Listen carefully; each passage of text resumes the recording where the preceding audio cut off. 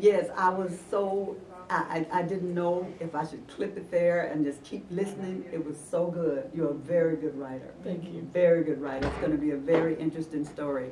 And what I got from it was, one, is because I wasn't born in New York, but I went there almost every year for 9 years with my first marriage, and then marriage to Dr. Morris. We've been married 21 years.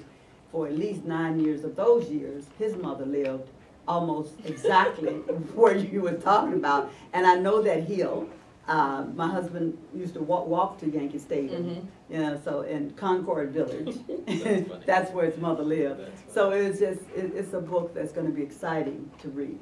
It's wonderful. But what I want to do is continue from that, so that each Sunday we know each other's story, and also it motivates you and it keeps you going.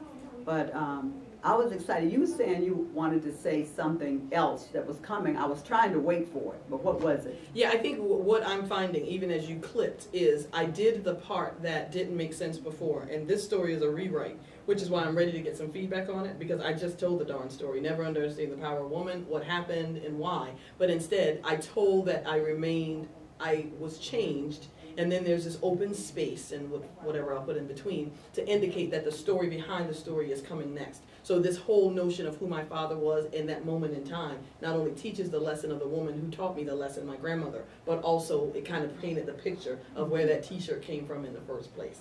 And why, when I really found it again, it really was too small. So that's where it ends up going. Oh, but that's wonderful. Again, it felt lengthy, and I honestly can't necessarily do this best from reading here, because as I was reading it, Hattie, I will say this out loud to you, I made a couple of edits that just felt better from my heart, but they weren't exactly the phrasings that were on paper. So when I even go back but and see also this, keep in mind, if you're sitting listening to someone else read it and you're taking notes, that is a better way to do it.